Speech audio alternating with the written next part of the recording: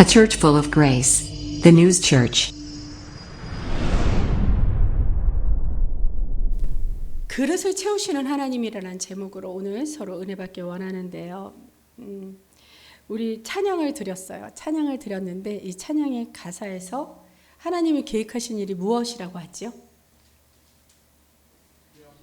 비록 우리가 부족한 입술이라도 찬양하게 하신 일.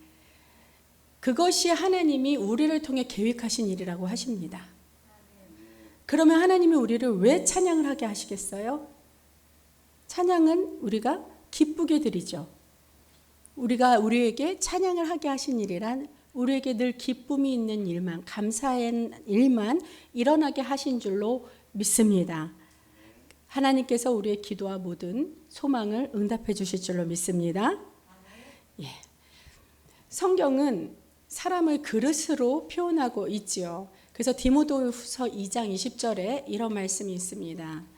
큰 집에는 금그릇과 은그릇뿐 아니라 나무그릇과 질그릇도 있어 귀하게 쓰는 것도 있고 천하게 쓰는 것도 있나니 라는 말씀입니다. 이처럼 큰 집에는 다양한 그릇들이 있는 것처럼 사람들 중에는 귀하게 쓰는 그릇도 있고 천하게 쓰이는 그릇도 있다는 것입니다. 이 그릇들 중에서 내가 어떤 그릇으로 쓰임을 받을지, 하나님이 어떤 그릇으로 쓰실 것인지 그 주권은 오직 누구에게? 하나님에게만 있는 줄 믿습니다. 그래서 저와 여러분은 주님이 귀하게 쓰임받을 그릇으로 택하심을 받은 줄 믿고 그 택하심을 받은 그릇은 당연히 충만히 채워주실 그 하나님의 은혜를 기대하면서 우리가 부족하지만 늘 찬양하는 입술로 채워주실 줄로 기대하면서 이 시간 함께 은혜 나누는 귀한 시간이 되길 축원합니다. 자, 고대 근동의 모든 지역에서는 채무라는 것은요, 채무 아시죠? 빚을 지는 거. 이 채무라는 것은 커다란 사회적인 문제점을 제공했습니다.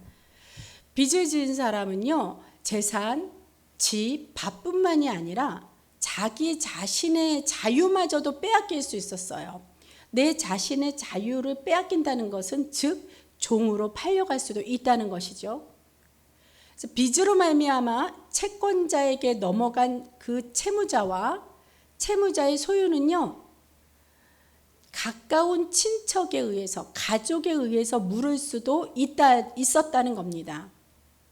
그래서 이스라엘은 기업을 물을 자가 여러 가지 다양한 의무들을 지니고 있었는데요. 그 중에서 한 가지가 바로 이 가족이나 친척이 빚을 지고 있으면 그 빚으로부터 그들을 구속해 주는 거예요. 그들을 구출해 주는 겁니다.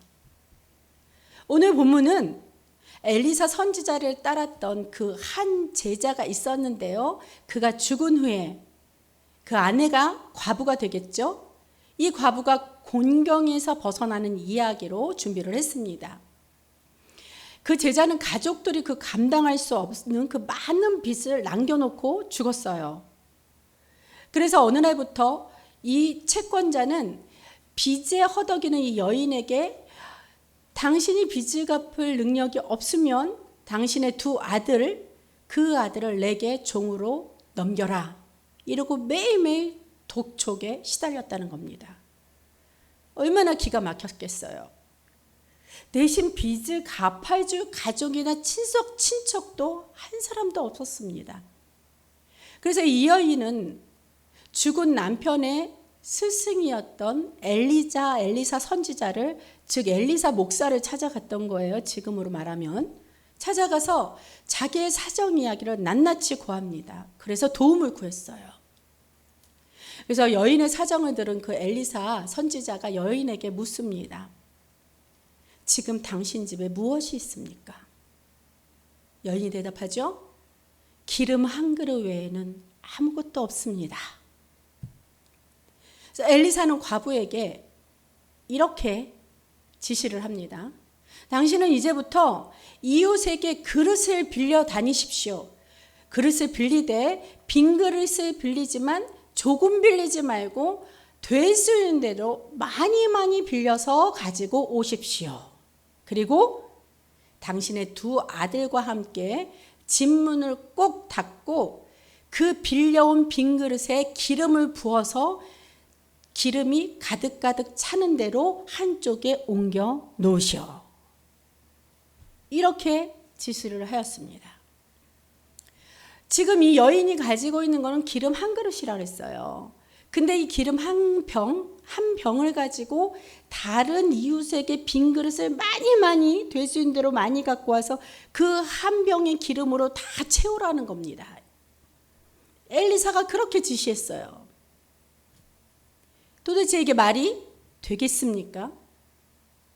우리가 생각으로는 도무지 이해가 되지 않는 말이에요. 그런데 중요한 것은요, 이 여인이 이 엘리사 목사의 말에 순종했다는 것입니다. 이 순종 자체가 벌써 기적이 일어난 거예요. 어떻게 이 말에 순종을 하겠습니까? 여러분, 저도요, 많은 경험이 있는데 기도를 해달라고 중보는 많이 해요. 중보 요청은 많이 해서 중보 요청해서 아버지가 이렇게 하랍니다. 그러면은 일단 고개를 갸우뚱해요. 그리고 순종을 안 한다는 거죠. 기적이 안 일어나요. 그러고 나서 다 지난 다음에 그것에 대한 공경을 겪습니다. 그러고 나서는 그때 돼선 그래요. 누가 이런 얘기를 좀 나한테 해줬으면 하고 목사님 저 앞에서 얘기합니다. 예, 목사 너 들어라 이거죠. 근데 저는 분명히 얘기했어요. 상대방이 당신이 기억을 못할 뿐인 거죠. 분명히 저는 얘기했습니다. 바로 순종이라는 것은 기적입니다. 기적은 곧 순종입니다. 이 말씀을, 하나님의 말씀을 듣고 순종한다면 하나님의 행하신 일은 하나님 편에서 기적이 아니라고 했어요. 우리가 이 말을 항상 명심하며 우리가 정말로 기적의 체험을 얻는 저와 여러분이 되길 축원합니다. 그래서 여인이 준비한 그릇에 기름을 붓자 신기하게도 그 기름이 끊임없이 나왔어요. 여인은 준비한 그릇들을 그 기름으로 가득가득 채웠다는 겁니다. 그래서 엘리사 선지사가 여인에게 말합니다. 당신은 가서 기름을 팔아 빚을 갚고 그리고 남은 것으로 이제 생활하면 됩니다. 풍성함으로 누리십시오. 얼마나 기쁨입니까?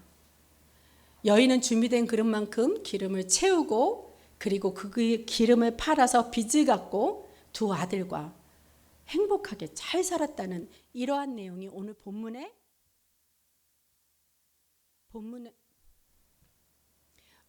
말씀입니다. 할렐루야! 하나님이 채우십니다. 우리 앞뒤 옆 사람과 함께 서로 나누길 바래요. 하나님이 채우십니다 하면서 웃으면서 한번 은혜를 나눠보세요. 하나님 채우십니다. 하나님 채우십니다. 할렐루야. 그 채우심의 은혜는요, 주님께 쓰임 받을 때 역사하시는 축복인 줄로 믿습니다. 그 채우심의 은혜는요, 은규 아멘 준비. 그 채우심의 은혜는 주님께 쓰임 받을 때 역사하는 축복입니다. 아멘.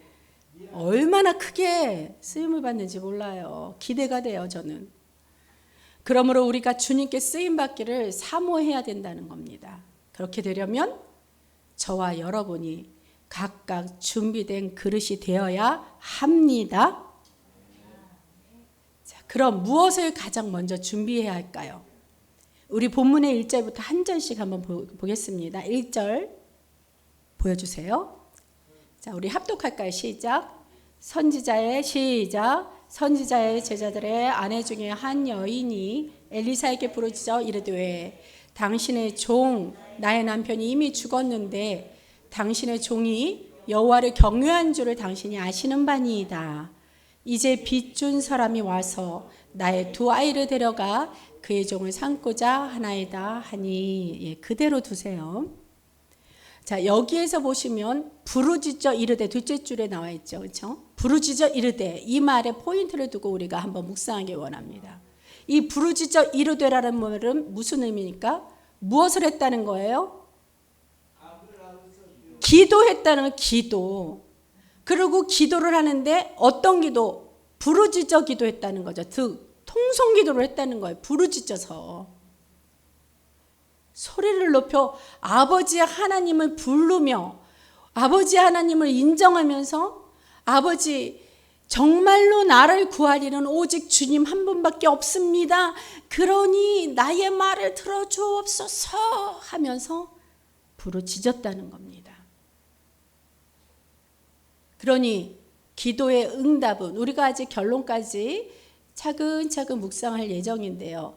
결론은 우리가 알고 우리가 은혜를 나누는 거잖아요. 그래서 7절 결론을 보니 어떻게 제가 내용을 알려드렸죠. 빚을 갚고 남은 걸로 생활을 하더라도 넉넉했다 그랬습니다. 그 결론이 뭐예요? 하나님은 구원을 해 주셨지요. 물질로부터 모든 삶으로부터. 그러니 이 여인이 어떻게 했기에? 부르짖어 기도했기에. 그럼 저와 여러분의 답이 이미 나와 있는 줄 믿습니다. 그리고 또 하나 둘 셋 넷 네 번째 줄 보세요. 당신의 종이 여호와를 경외한 줄은 당신이 아시는 바이니이다. 이 말씀을 보면요. 이게 무슨 말이냐면 엘리사 선지자님, 우리 남편이 당신의 제자인 우리 남편이 죽기 전에 얼마나 하나님만을 신뢰하고 얼마나 하나님 말씀만을 믿었는지 당신도 잘 아시지 않습니까? 이렇게 확인해 주는 거예요. 왜 이런 확인이 이 과부인 아내에게 그 남편에 대한 확인이 왜 필요했을까요? 바로 이 남편이 죽어서 빚을 진 상황이었기 때문에 정말로 남편이 죽었어도 이 남편을 봐서라도 하나님께서는 나와 두 아들, 우리 가정을 살리실 것입니다. 나는 그런 믿음으로 왔습니다. 그러니 엘리자 선지자요. 그럼 나의 믿음을 가지고 선지자께서 그렇게 중보를 해주시기 원하나이다. 이러한 것이 다 들어간 의미예요. 그러므로 기도는 우리가 형식적으로 하는 게 아닙니다. 간절히 기도하는 거예요. 그렇게 간절히 기도하다 보면 어떻게 됩니까? 눈물이 나옵니다. 저도 어제 전화를 통해서 중보 기도를 했습니다. 중보 기도를 하는데 너무 간절한 나머지 제가 눈물이 터지고 말았어요. 막 울면서 기도했어요. 그것이 성령님의 마음이고 하나님의 마음이 바로 전화의 상대에게 연결이 돼서 그분도 울면서 아멘, 아멘을 그렇게 화답을 합니다. 분명히 하나님께서 위로하셨고 분명히 하나님께서 그 문제를 응답을 해주신 줄로 믿습니다. 이러한 눈물 어린 기도를 허락하시는 것도 하나님이에요. 내가 아무리 울려고 해도 눈물 짜내도 안 나와요. 하나님이 허락하셔서 그 간절한 마음을 통해 기도를 통해 눈물을 흘리게 하신 겁니다. 그럼 이 눈물이 어떤 의미예요? 이 눈물을 허락하셨다는 것은 그 기도의 소원도 허락하신 바 된 줄로 믿습니다. 그 약속하심의 바탕 가운데 있기 때문에 아버지께서 성령을 통하여서 간절한 마음을 주셨고 그 간절한 마음을 통하여서 눈물이 흘러나온 거예요. 그러므로 그러한 눈물 흘린 기도는 하나님께서 반드시 응답하신 것을 약속으로 믿어도 된다는 것입니다. 얼마나 좋은 증거예요. 그래서 매 시간 광고 시간마다 담임 목사님과 제가 서로 번갈아 가면서 인도하지 않습니까? 눈물 어린 기도를 하라는 것은 눈물을 짜내라는 것이 아니라 그만큼 주님께 간절히 바라는 기도를 하라는 것입니다. 그리고 간절히 바라고 기도 한 번에서 끝나면 안 되지요. 나의 소원함이 있다면 내 자신의 소원함에 따라 그 기도의 분량이 있어요. 우리도 육체적으로 밥을 먹지 않습니까? 그 밥의 양이 사람마다 다 달라요. 어떤 사람은 한 공기, 어떤 사람은 두 공기, 어떤 사람은 반 공기를 먹어도 찼습니다. 기도도 마찬가지 나의 소원과 하나님이 나를 통해 사용하시려는 그 계획에 따라 그 기도의 분량이 다르다는 거예요. 그렇기 때문에 각각의 나의 기도의 분량을 알아서 그 기도의 분량이 하늘에 채워질 때까지 끈질기게 그렇게 기도를 해야 된다는 겁니다. 나 기도했어요. 기도했어요. 그러면 저는 뭐라고 대답할 수밖에 없냐면요. 더 하세요. 더 하세요. 그 기도의 분량은 하나님만이 아시기 때문에 하나님의 일하실 때, 즉 카이로스 때가 차기까지 아직 응답이 없다면 그때가 차기까지 기도의 분량을 채워 나가야 된다는 것입니다. 이것이 하나님의 마음을 감동시키는 그러한 때이며 그때가 바로 하나님이 일하기 시작하시기 좋은 때라는 것을 믿으시기 바랍니다. 자, 이제 본문 2절 넘겨주세요. 다 같이 합독하시겠습니다. 시작.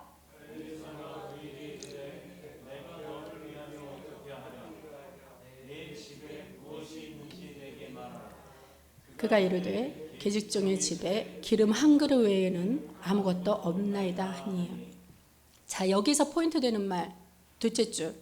내가 너를 위하여 어떻게 하랴. 내가 너를 위하여 어떻게 하랴.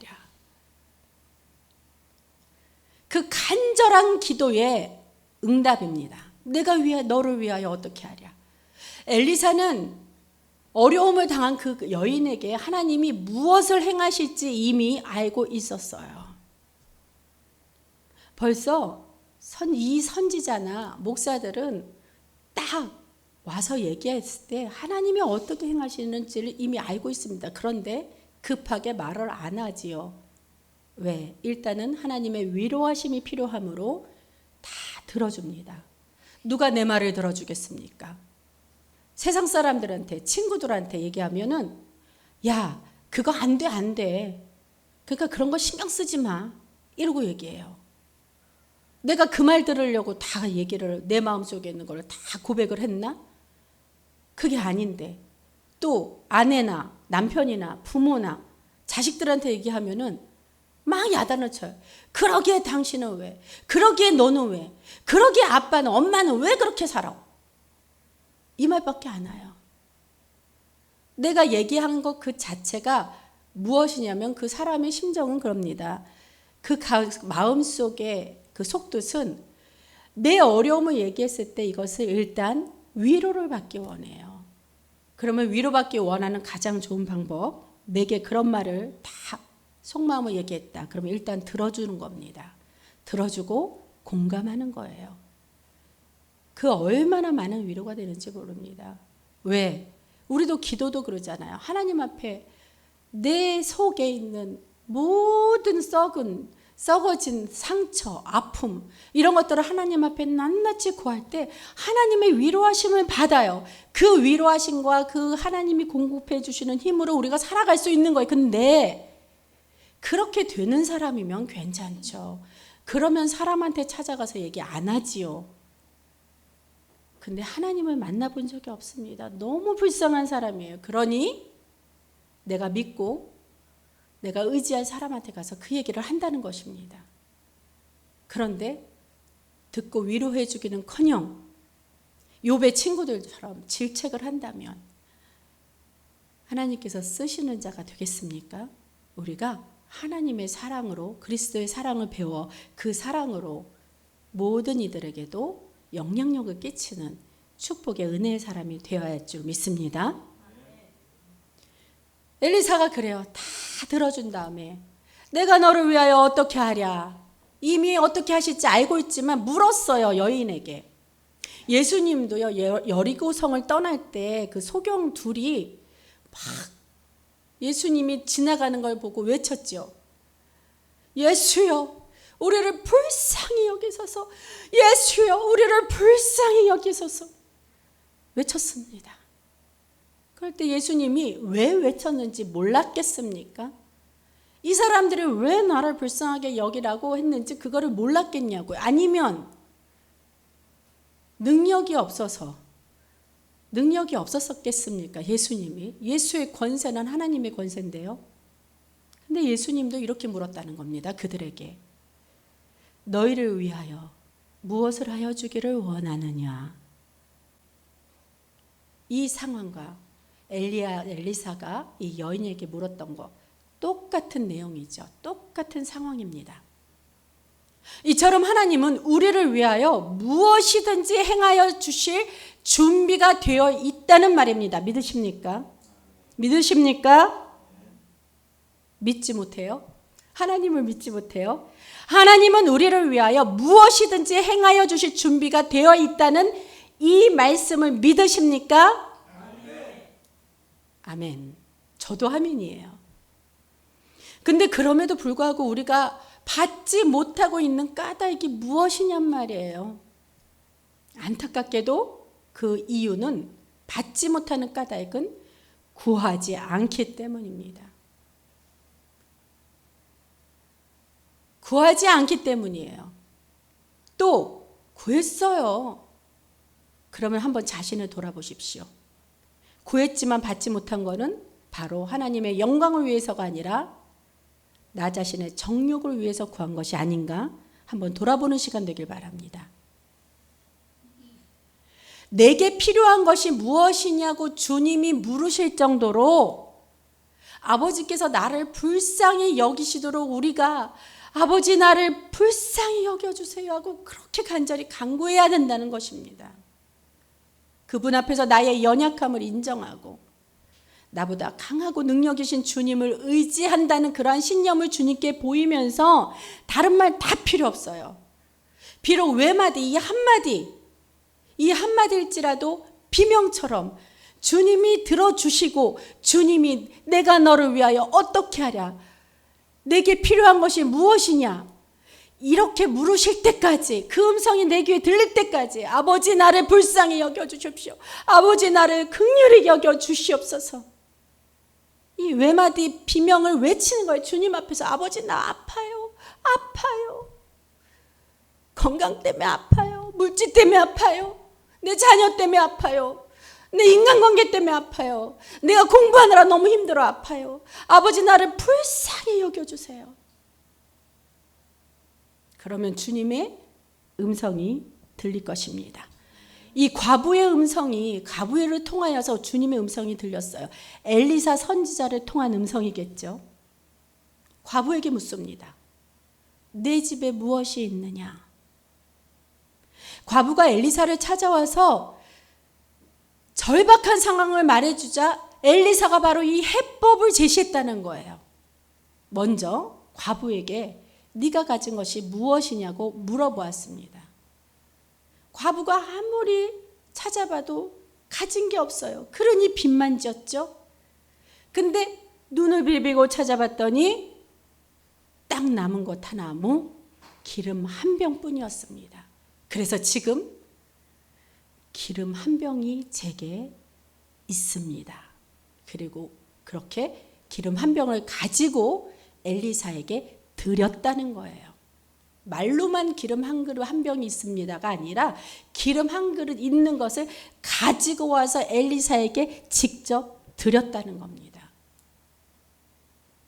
그래서 엘리사는 그 기름 한 병을 가지고 이제 엘리사가 그 기름을 가졌으니, 엘리사를 통한 하나님께서 그 기름을 가지셨으니 이제 그 문제는 누구의 것이 됐어요? 하나님의 것이 된 거예요. 하나님의 것이 됐으므로, 그래서 하나님께서 이제 엘리사를 통하여서 과부에게 명령을 합니다. 명합니다. 무언가를 하도록. 뭐를 하도록? 자, 이제 보세요. 여기서 우리가 생각할 것이요.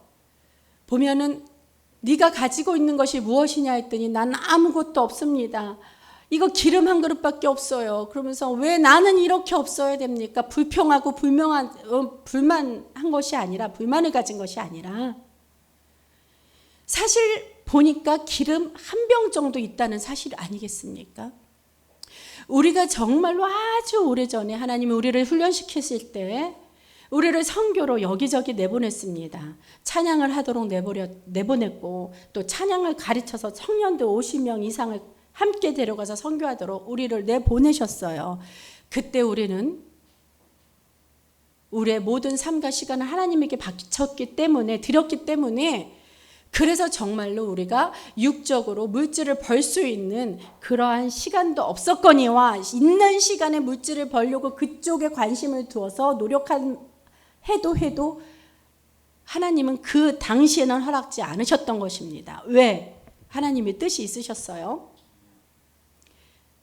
그러다 보니 선교를 일본에 갔다 왔는데 이제 식사할 밥을 먹을 끼니가 되었습니다. 우리 목사님 남편이니 아내로서 제가 밥을 지어드려야 되는데 쌀통에 쌀이 한 톨도 없습니다.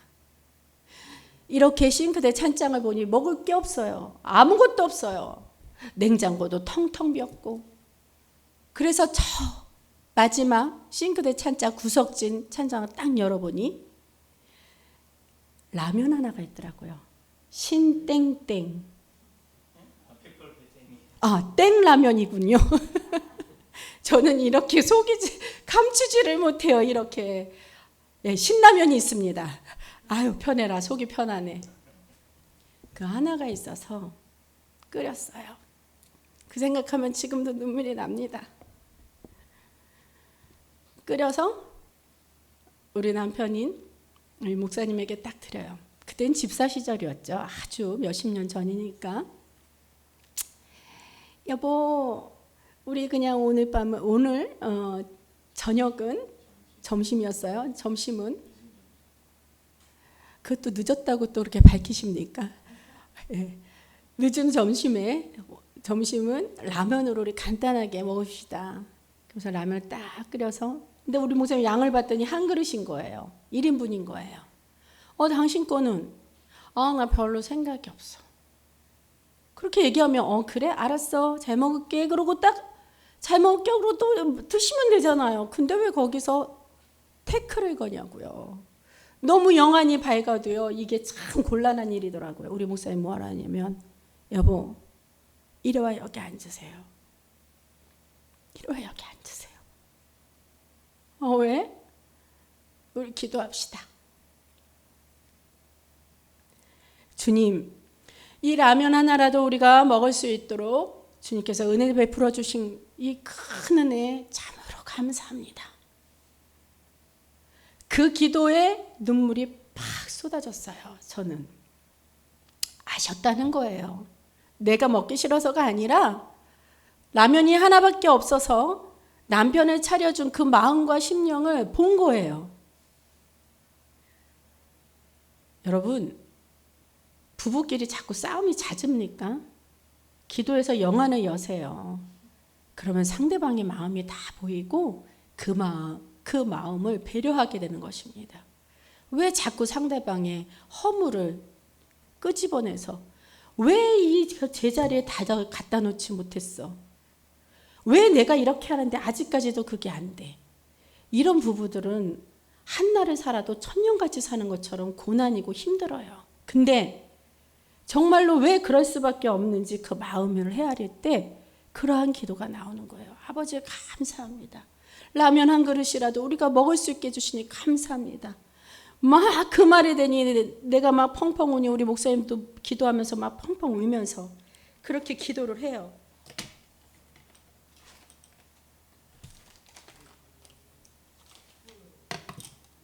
얼마나 울었는지 시간이 얼마나 지났는지 모르겠습니다. 그래서 예수님의 이름으로 감사 기도드립니다 하고 눈을 딱 기도를 끝나서 눈을 딱 뜨니 아버지의 능력이 어떻게 됐어요? 1인분이 아니라 2인분이 됐어요. 그 이상이 됐어요. 왜? 불었잖아. 근데 그 불은 거를 사람들은 안 먹고 버릴지는 몰라도요. 우리는 그 불은 라면이요. 이 세상에 이때까지 먹어본 라면 중에서 최고의 맛이었습니다. 할렐루야. 그래서 우리가 이 기름 한 병이라도 있다는 것이 얼마나 감사한지 몰라요. 이렇게 내가 가진 작은 것에서부터 믿음의 역사는 시작이 되고 은혜의 역사와 축복이 열리는 줄 믿습니다. 아직 무언가 있는데 하나도 없다고 부정적으로 생각할 것이 아니라는 거예요. 우리는 없는 것만 생각하고 불평하지만 사실 아직 내게 무언가 있다는 것을 잊을 때가 많다는 겁니다. 아직 남아있는 것을 하나님께 감사하면서 믿음으로 순종해서 나아가면 놀라운 하나님의 역사가 일어난다는 사실을 우리는 꼭 기억해야 할 것입니다. 엘리사는요, 그것을 깨닫게 하려고 과부에게 아직 있는 것이 무엇인지 물어보았던 거예요.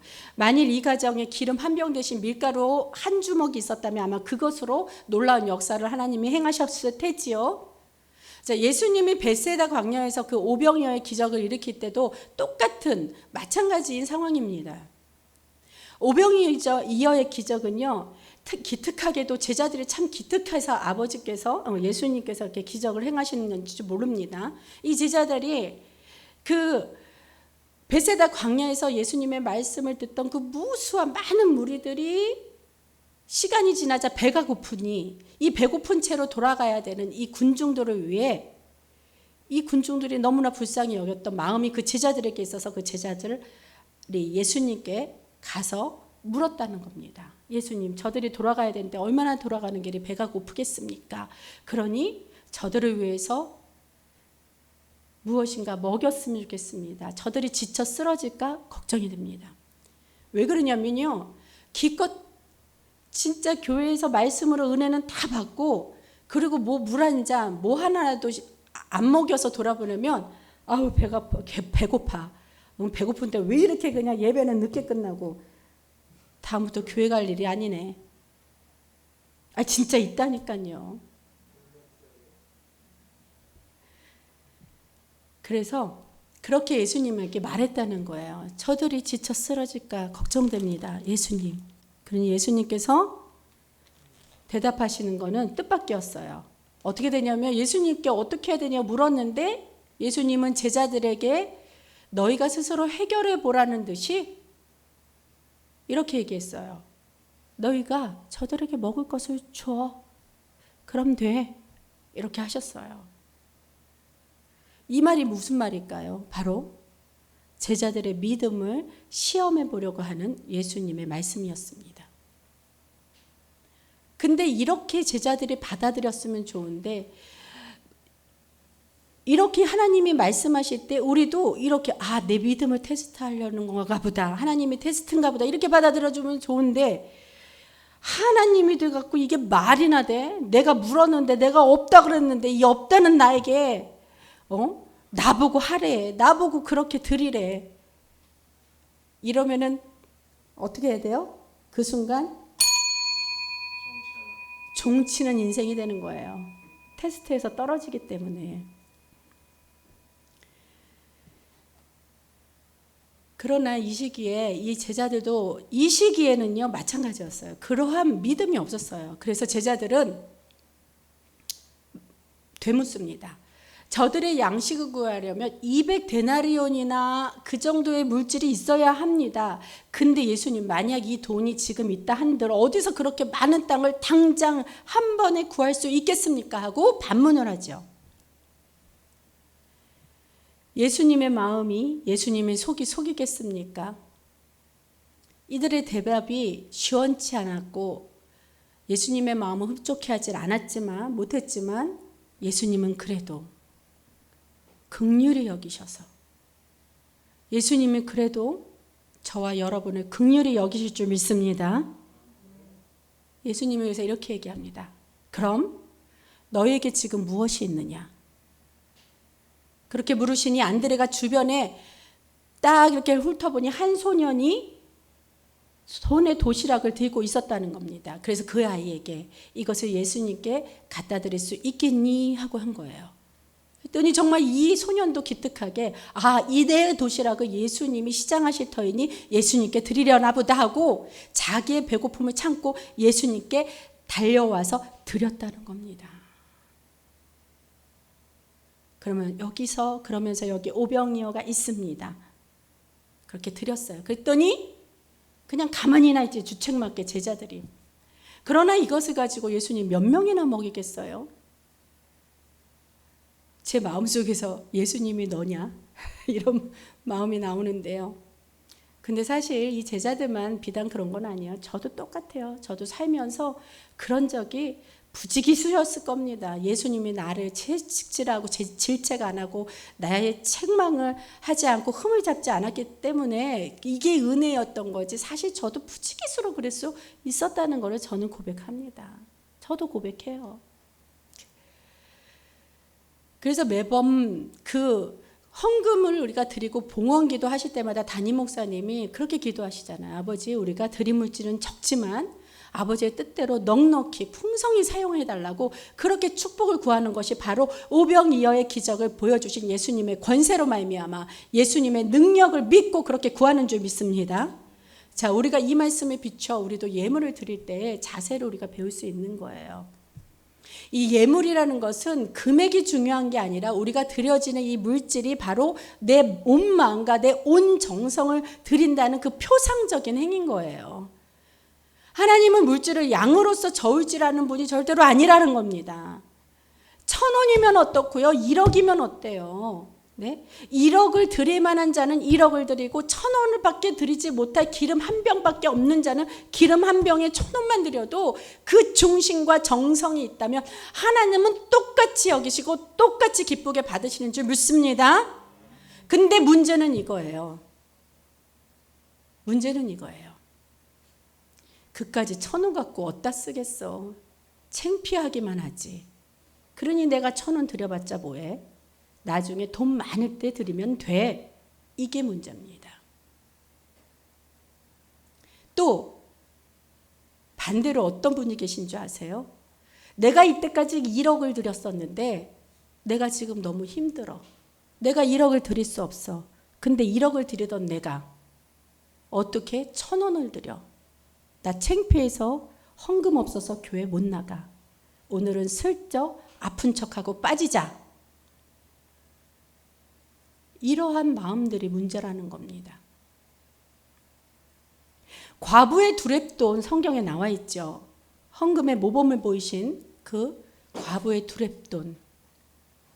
이러한 최선을 다하는 그 마음으로 주님께 드려질 때 성령께서 역사하심으로 오병이어의 기적과 같이 쓰임을 받게 되는 줄 믿습니다. 이러한 쓰임을 받았을 때 그 축복이 다음번엔 더욱더 큰 은혜로 내려지기 때문에 더욱 많은 걸 드릴 수 있는 체험을 하게 되는 것이에요. 이 성경을 알면 저 보세요. 땡라면 아니 신라면 그래요. 이왕 얘기한 거. 신라면 한 개 갖고 그렇게 감사함으로 먹던 자가 저 머리끝에서 발끝까지 보십시오. 없이 사는 사람 같습니까? 할렐루야. 우리 그럼 다 같이 한번 할렐루야 시작. 할렐루야. 얼쑤. 우리 아버지는 부자십니다. 말씀으로도 만물을 다 지으신 분인데 돈이 없어서 저와 여러분에게 돈 달라고 많은 돈 달라고 요구하실 분이겠습니까? 그저 기름 한 병이라도 네가 가진 것이 무엇이냐 물을 때 주저없이 주님께 드려지는 그 믿음과 마음의 중심을 주님께서는 그 마음을 보고 싶은 거예요. 그대로 믿고 말씀 그대로 겸손하게 순종하는 축복의 저와 여러분 되시기를 바랍니다. 그래서 요한복음 6장 11절에서 그랬잖아요. 오병이어 예수께서 떡을 가져 축사하신 후에 앉은 자들에게 나눠주시고 그렇게 고기도 그렇게 저희의 원대로 주시다 이런 말씀이. 그러니까 나눠주기 전에 모았다 그랬어요. 기도, 축사를 하셨다 그랬어요. 여러분들 드려진 헌금이 꼬박꼬박 담임 목사님과 제가 두 손을 얹고 축복 기도를 하는 줄 믿습니다. 축복 기도를 하면 이 집안의 물질의 원인과 문제가 뭔지 하나님 다 말씀해 주셔요. 안타까운데 말을 못 하겠어요. 그래서 목사의 똥은 뭐 개도 안 먹는다고 뭐 그런 말도 있는 것 같아요. 우리 부총회장님 말씀하셨는데 속이 탑니다. 자, 객관적으로 생각해도 참 답이 없는 상황이죠. 그러나 예수님은 작은 것이라도 이리로 가져오게 하신 후에 그것을 높이 들고 하늘을 우러러 하나님 아버지께 감사의 기도를 드리고 나눠줬다는 거예요. 그리고 누구부터 나눠줬어요? 바로 예수님의 예수님의 제자들에게 먼저 나눠주고 그리고 제자들을 통해 백성들에게 나눠주어서 하나님이 주의 종을 통해 주시고 주의 종을 통해 나눠주시는 그 은혜가 있는 줄을 믿습니다. 그래서 제자들이 백성들에게 나눠주고 나니 그날 남자만 5,000명이나 되는 많은 사람이 배부르게 먹고도 12광주리가 남았잖아요. 자, 사실 예수님은요, 이러한 복잡한 절차가 아니더라도 하늘을 향해 오병이어가 없어도 돼요. 그냥 하늘을 향해서 그냥 선포하는 거예요. 예? 물질이 있을지어다, 먹을 것이 있을지어다. 그러면 빵과 고기가 그냥 막 우수수수 떨어지게 하실 분도 있으실 분이라는 거라니까요. 있으실 분이라시라니까요. 근데 왜 예수님은 제자들에게 너희에게 무엇이 있느냐 이렇게 물으셨겠습니까? 바로 우리가 없다고 해도 아무리 없다 해도 가지고 있는 것이 있어요. 있는데 없어야 하고 감추는 거는 드릴 마음이 없었기 때문에 그런 것입니다. 그러니 이 작은 것이라도 그것에 대해 감사하고 그런 감사한 믿음의 순종이 있다면 하나님이 반드시 역사하신다는 것을 예수님은 제자들에게 가르쳐주고 싶으셨던 거예요. 믿으십니까? 과부는 엘리사에게 내게는 겨우 기름 한 병밖에 없습니다. 이렇게 말했지만 엘리사는 그것을 가지고 오라 했어요. 그러면서 엘리사는 속으로 생각했을 것입니다. 아버지 감사해요. 아직 기름 한 병이 있었었네요. 아버지 이것으로서 주님이 역사하게 하시기에는 충분합니다. 저는 여호와 하나님의 능력을 믿습니다. 이렇게 기도를 했을 거라는 거예요. 왜? 여러분에 대해서 저와 우리 목사님이 기도하는 이 마음이 똑같기 때문에 정말로 우리도 짐작할 수 있을 것입니다. 근데 안드레는 뭐냐면 예수님에게 오병이어 가지면서 뭐라 그랬어요? 여기 오병이어 밖에는 없어요. 여기에 오병이어가 있습니다. 이거 아니야. 오병이어 밖에는 아무것도 없어요. 이걸 가지고 몇 명이나 먹겠습니까? 누구한테 따져요, 따지길.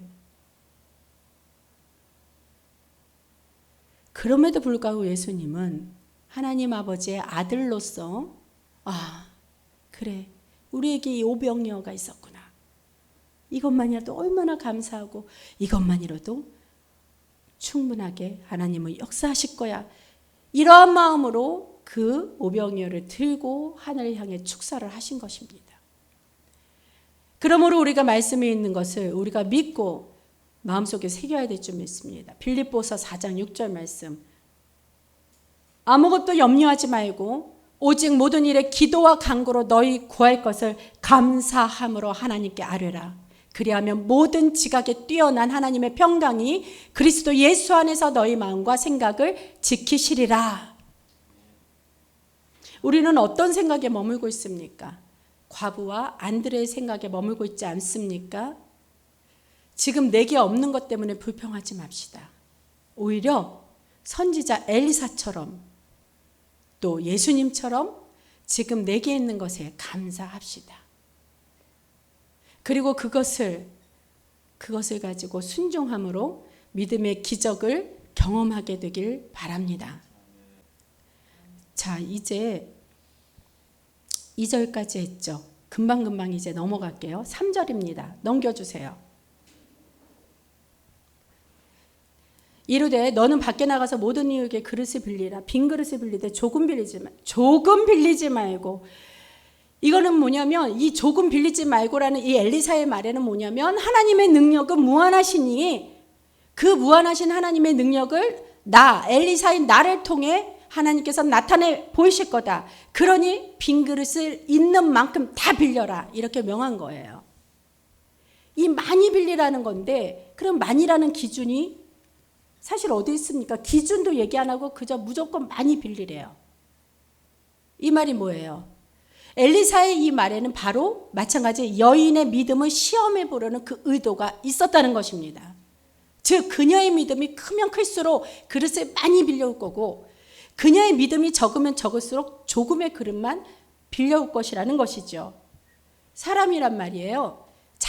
내 자신의 믿음과 신념에 따라 행하기 때문에 그렇기 때문에 예수님도 모든 일을 행하고 모든 것을 구하는 자에게 그 사람에게마다 뭐라 그러냐면 내 믿음대로 될지어다 이렇게 선포하셨습니다.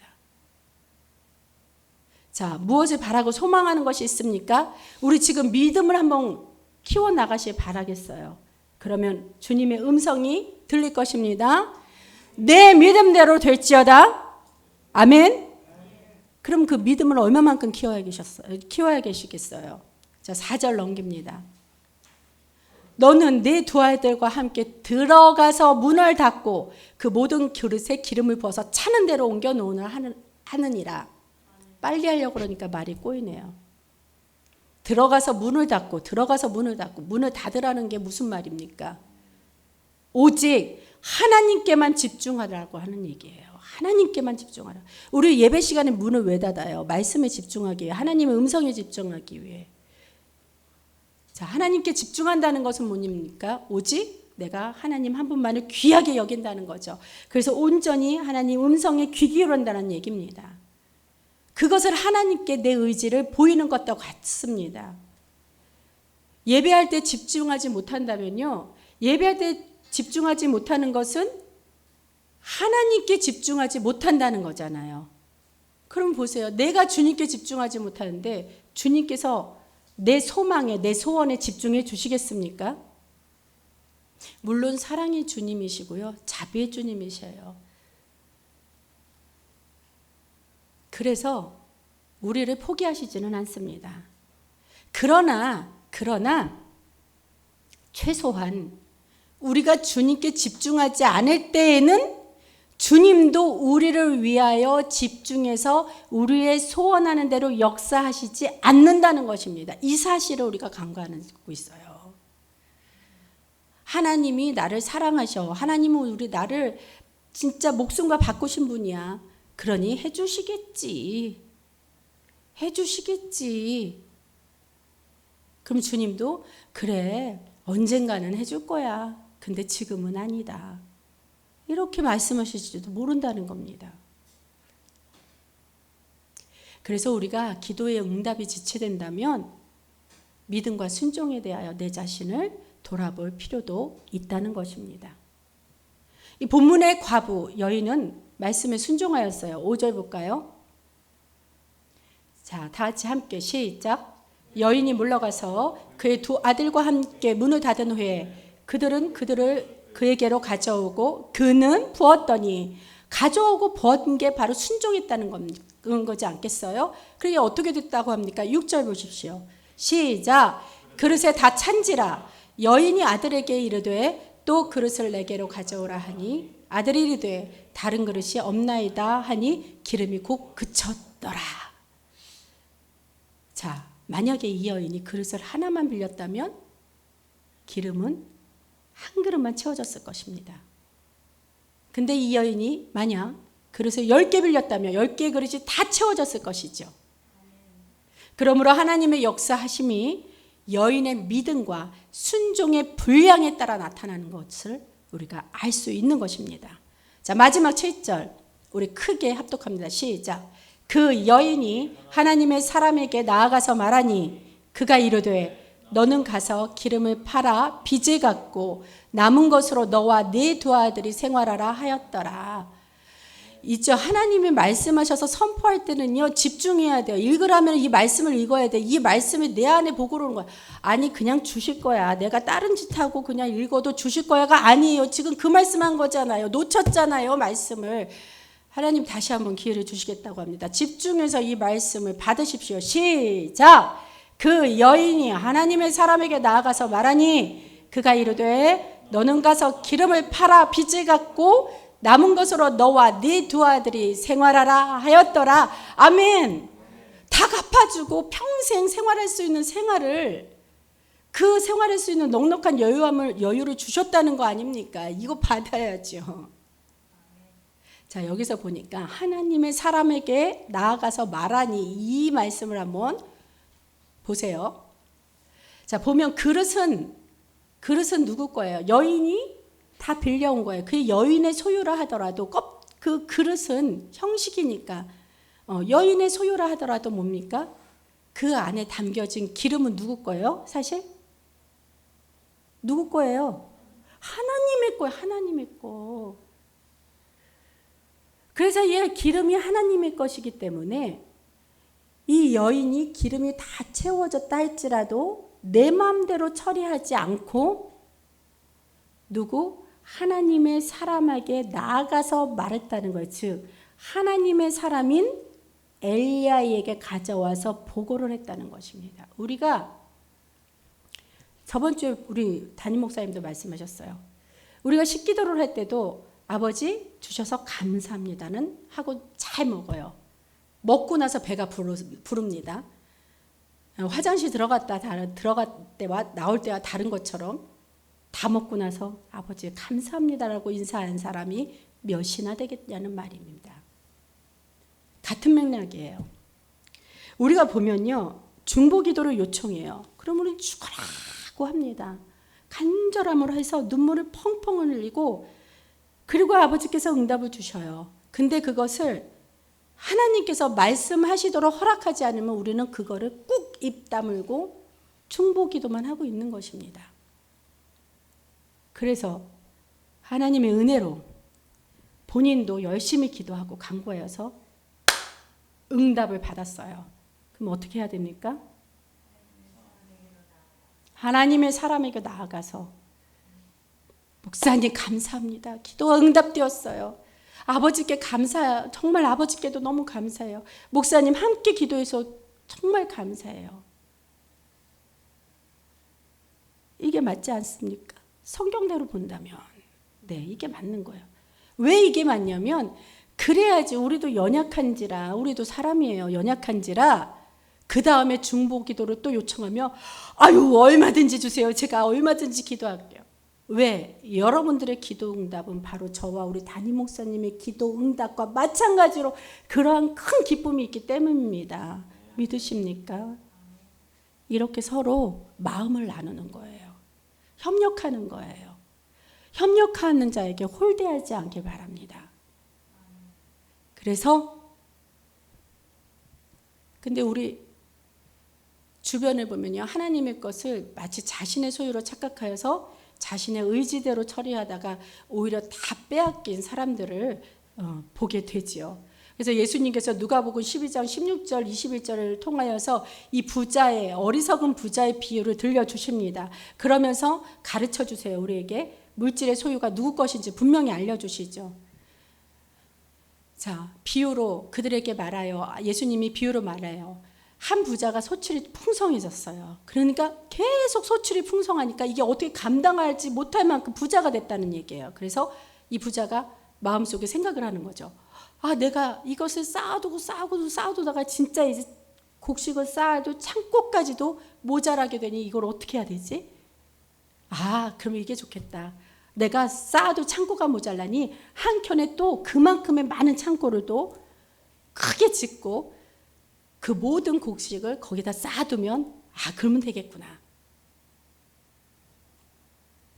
그래서 내가 평생 평안히 먹고 쉬고 놀고 즐기고 그렇게 살자. 아싸 캐세라세라 이러한 마음이 생겼다는 거예요. 근데 거기서 하나님께서 이렇게 말씀하셨어요. 이 어리석은 자야. 이 어리석은 자야. 내가 오늘 밤에 너 영혼을 내가 찾아갈 거야. 그럼 네가 이렇게 많은 것을 준비한 너의 것이 바로 누구의 것이 되겠느냐? 이 어리석은 자야. 내가 욕심이 일어나고 내가 정욕이 일어날 때 이러한 주님의 말씀이 들려져서 바로 곧 회개하고 돌아오는 저와 여러분이 되실 줄 믿습니다. 여러분이 그렇다는 게 아니에요. 지금 만약에 아버지께서 이제 주실 거란 말이에요. 믿으시잖아요. 그러면은 잘 될 때 잘해야죠. 미리 우리가 그렇게 대비를 해놓는 거예요. 우리의 영혼을. 그래서 나를 위해서 재물을 쌓아두고 하나님께 대하여 부으지 못한 자가 바로 이와 같이 어리석은 부자같이 된다는 것입니다. 자, 말씀을 정리하겠습니다. 여러분이 아직도 해결하지 못한 많은 문제들이 있지요. 그 문제의 종류가 어떤 것이라도 주님 앞에선 아무 문제가 되지 않다는 겁니다. 문제가 되지 않으려면 문제로 여기지 않으실 만한 큰 능력의 하나님 앞으로, 우리 주님 앞으로 나아가야 된다는 거예요. 그러기 위해 첫째, 기도하십시오. 뜨거운 눈물의 호소와 그 간절한 마음의 그 간구함을 담아서 부르짖어 통성으로 호소하는 기도가 필요한 것입니다. 예? 축 처져갖고 구석진 그냥 사무실에 그냥 누워갖고 거기서 졸다 깨다, 응? 눈 비비고 그냥 이러고 어영부영하지 말고 그 시간에 성전에 나와요. 아무도 없다고요. 아무도 없어. 하나님과 내가 독대하는 그 시간이에요. 울고 불고 기도하고 부르짖어 기도하란 말이죠. 하나님이 그걸 기다리시는데 왜 이렇게 그거를 아유 주여. 시편을 보면 부르짖는 기도에 주님이 응답하신 기록이 수채나라 나와 있어요. 그 중에서 자 시편 34절 6절에 34편 6절에 이 공고한 자가 부르짖음에 여호와께서 들으시고 그 모든 환난에서 구원하셨도다. 아멘. 아멘. 86편 7절 나의 환난 날에 내가 주께 부르짖으리니 주께서 내게 응답하시리이다. 아멘. 시편 120편 1절 내가 환난 중에 여호와께 부르짖었더니 내게 응답하셨도다. 아버지의 마음을 두드릴 때 그 해결점을 찾을 수 있을 것입니다. 둘째로 없는 것에 불평하거나 염려하지 말고 지금 있는 것에 감사하십시오. 기름 한 병이라도 감사하는 겁니다. 그것 가지고 어찌 내가 감사가 나오겠습니까만 지금 감사할 수 없는 상황이라도 이 상황에서 믿음으로 감사하면 그 감사가 능력이 되어서 실제로 감사한 일들이 많이 펼쳐질 것입니다. 먼저 감사를 선불로 받으셨어요. 하나님은 우리가 감사할 수 없는 상황에서 우리가 감사를 그렇게 드리면 믿음으로 드리면 아버지께서는 선불로 받으신 거예요. 아버지가 선불로 받으셨으니 이거 어쩌게요. 주셔도 천치하실 분이 선불로 받았다니까요. 그런데 주님이 그것을 선불로 공짜로 받고 가만히 있으실 분이시겠어요? 이게 지혜입니다. 이게 지혜예요. 선불감사. 선불감사는 믿음으로 드려야 되죠. 셋째, 주님께서 명하시는 대로 끝까지 순종합시다. 아멘. 내가 참 오늘 새신자 환영을 했는데 우리 김시은 자매, 여기서 하니까 시은 자매가 되네. 학원에서는 시은아 그랬는데 제가 사실 그저께죠 금요일날 우리 레슨을 했죠. 레슨을 할 때 제가 시은이에게 교회 다니니 그랬더니 예수는 믿는데 방학한 지가 오래됐다고 해요. 그러니까 방학이 뭐예요? 교회 예배 출석을 안 한 지가 좀 오래됐다고 합니다. 아 그래? 그러면은 우리 예배하면서 배워야 되는데 지금 입시가 목표를 하고 있으면 또 예배를 해야 되는데 그랬더니 조그만 말로 그러게 엄마도 그런 말 하시더라고요. 그럼 우리 교회 와봐. 여기 지하가 우리 교회 왔더니 그래요? 몰랐어요 라는 표정이에요. 몰랐어. 알았으면 벌써 나왔을 것을. 미안해. 내가 너무 늦게 가르쳐. 이거 봐요. 우리가 전하지 않으면요. 우리 탓이라니까. 제가 여기 지하가 우리 교회야. 그래서 벌써 나왔을 아이예요. 저는 근데 사실 기대는 안 했습니다. 오늘 기대 찬양을 하면서 저는 또 이렇게 믿음이 약했다는 걸 기대하지 않았다고요.